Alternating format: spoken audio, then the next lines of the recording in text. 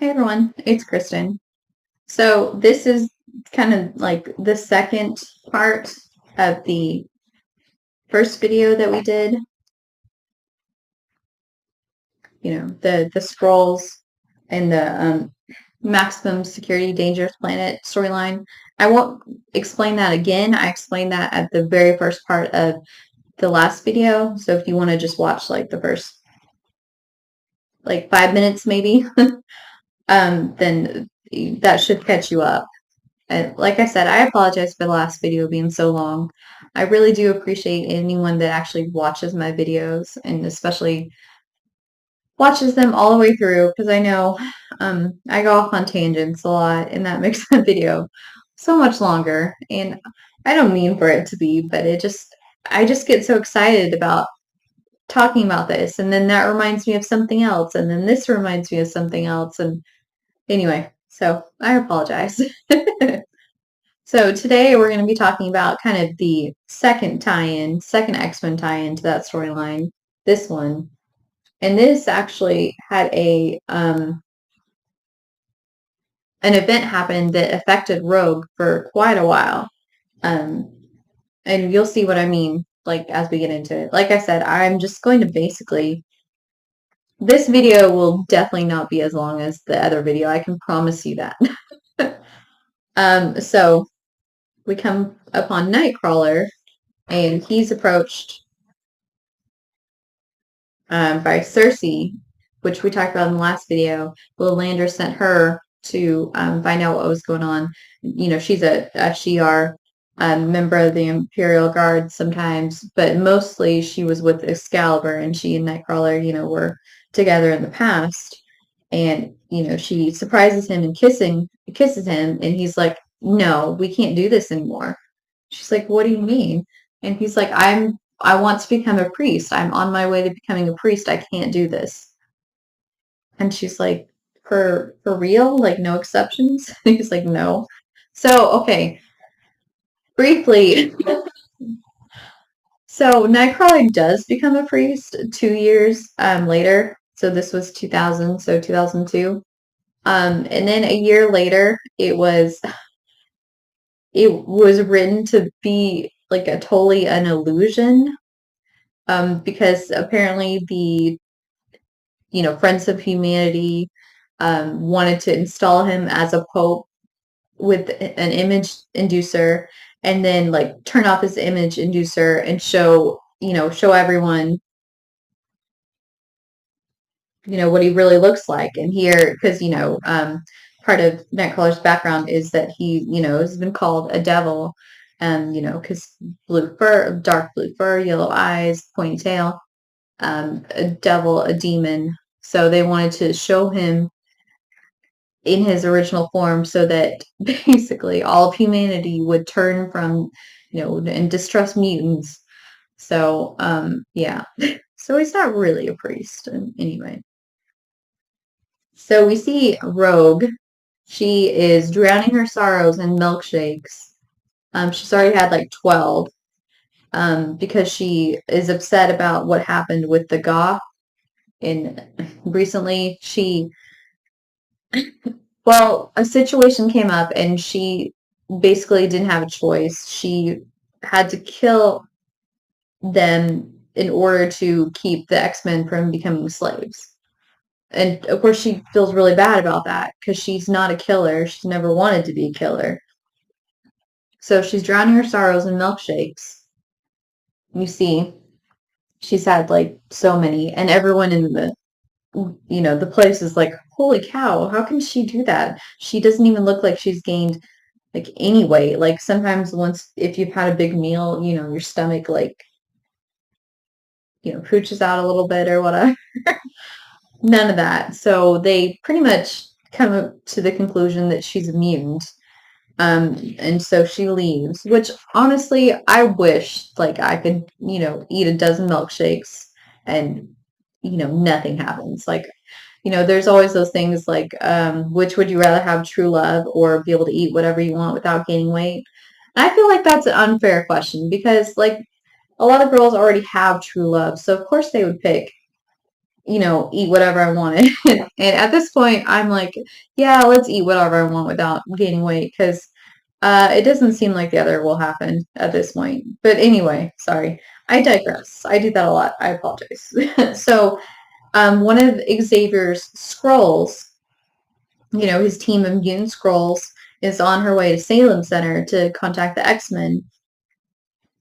She's in human form, but she gets startled by the train conductor, and he freaks out. He's like, "Oh, what are you, a mutant? One of those muties?" And she runs away, and she's hunted by the Blood Brothers. And they're basically, super strong, super powerful, super fast, everything you don't want to encounter in a bad guy. And they're after her.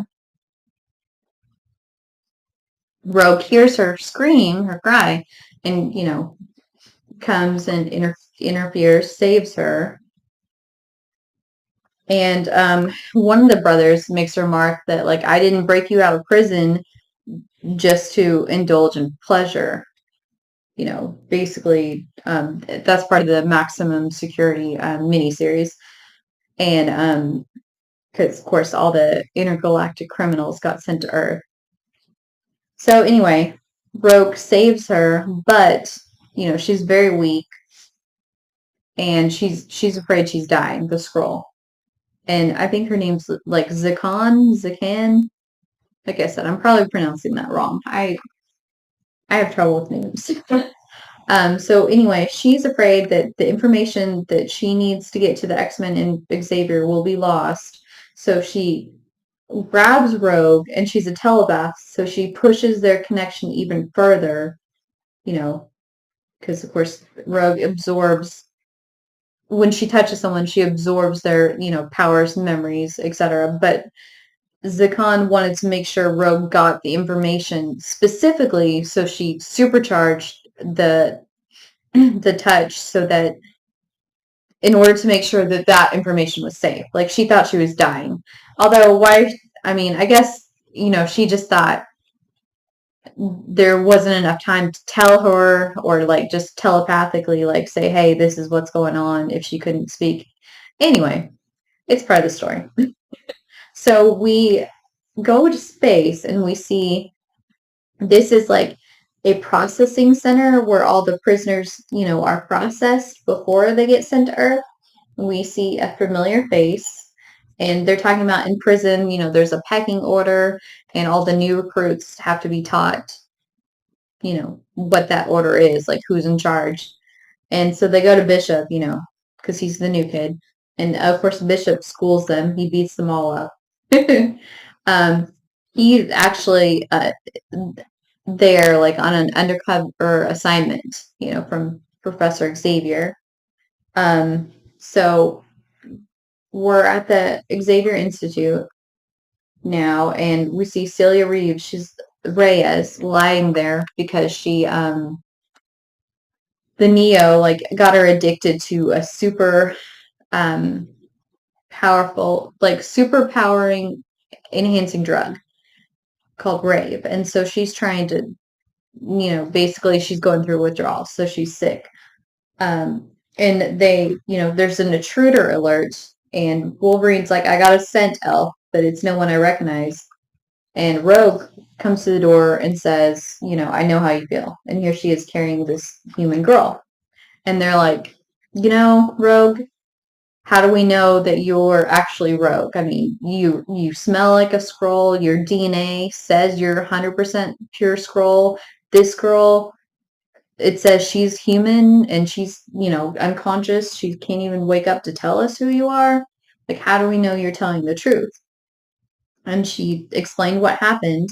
And Colossus, who's always like the self-sacrificing one, I feel like. I mean, he was the one who injected himself with the legacy virus cure, killing himself, but releasing the cure into the air so that mutants could be cured and they wouldn't die from the legacy virus. Like, he's very self-sacrificing. So he's like, well, scrolls can imitate, you know, our looks and mannerisms, but they can't imitate our powers. So he grabs Rogue's hand, and look at that. She was telling the truth because now she's armored.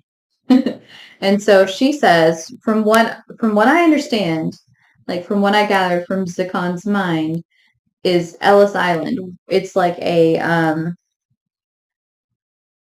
transport station, and we're supposed to destroy it.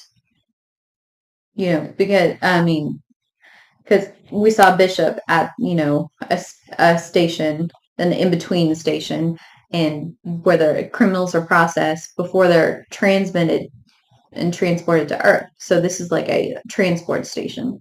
And so she said, from what I gather, Zakon, we're supposed to get rid of it.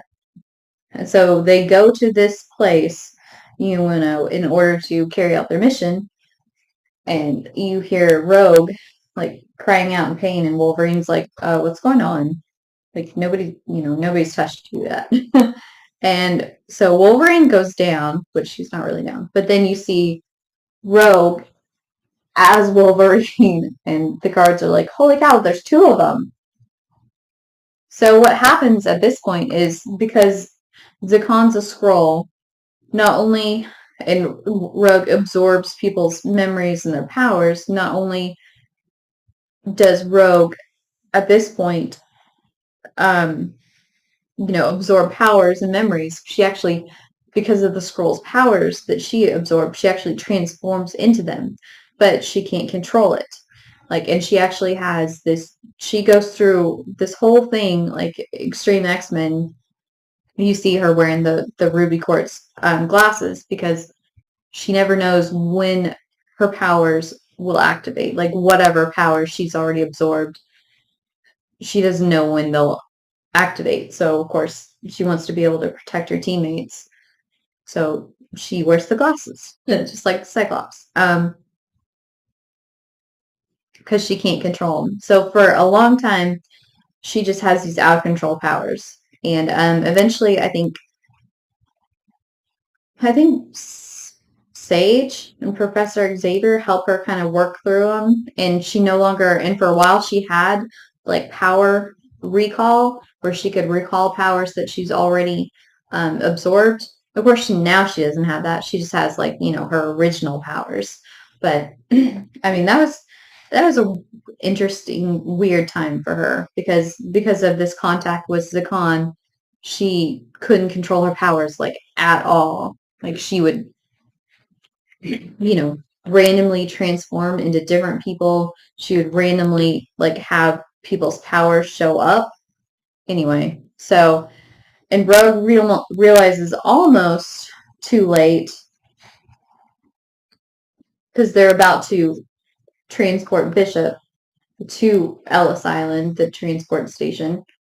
Rogue realizes almost too late that it's not that they're supposed to destroy this place, it's that they're supposed to safeguard it to allow Bishop to return to Earth.